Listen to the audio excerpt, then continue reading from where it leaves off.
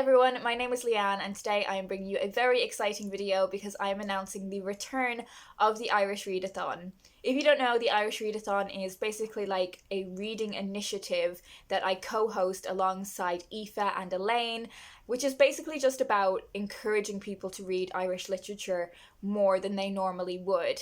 This runs for the entirety of March, but we will be bringing you videos throughout February and March to give you some recommendations as we lead towards the readathon. I've always wanted this to be like a really relaxed and chilled readathon. So if you are reading one Irish book in the month of March, then you have participated. We have set some challenges if you want to push your reading a little bit more, and if you are a dedicated little show-off like I am, you could read entirely Irish books throughout the month. For me, I define Irish books as books by Irish authors, but if you want to read a book that is set in Ireland but not necessarily by an Irish person, or a non-fiction history book of Ireland that isn't by an Irish person, then by all means go ahead. Whatever suits your reading and like the books you have on your shelves or available to you. As I said, we will be bringing discussion and recommendation videos to you throughout February and March, and I will leave Aoife and Elaine's channels linked down below so you can go subscribe to them. And if this is something that interests you, make sure you subscribe to this channel as well, because I will be trying to put out a lot of Irish bookish content. Some of the videos I have planned are recommending 5 Irish classics to you, 5 Irish plays, books by Irish LGBTQ+ authors, underrated Irish books that have won prizes, an Irish book haul, and some of these videos specifically feed into some of the challenges that we have set. So without further ado, I'm going to tell you about the challenges. One challenge that we include every single year is just to read a book with green on the cover. This doesn't even need to be an Irish book. Next challenge is to read a book that is under 150 pages, which I think is another nice, easy one. There is so much amazing Irish poetry and plays. A lot of these, if they are a little bit older, maybe in the public domain, so you can get them for free. You don't need to go out and buy a new book.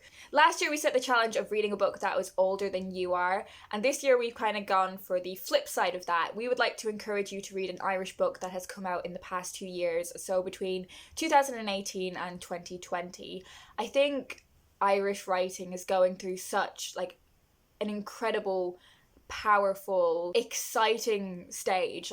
There are so many amazing Irish books that have come out in the past couple years. I think particularly from Irish female writers, there's just been an incredible body of work published in the past couple years. The next challenge is to read an Irish book that has won an award. This is one that it may not be immediately obvious to you which book you should go for, but I think once you start to do a little bit of digging, then it becomes a lot clearer that you have so many options here. There are so many awards. Like, don't just look at the Man Booker or the Costa Prize, the Women's Prize. Like, don't just look at those big ones. I would definitely recommend looking at some smaller prizes that recognize something perhaps a little bit more niche. And the final challenge is one which, again, may not be something that is immediately obvious, but once you start looking into it, I think you'll find a lot of books will fit into this category, and that is to read a book with LGBTQ+ characters or by an LGBTQ+ author. This is one that I will be doing a recommendations video for, so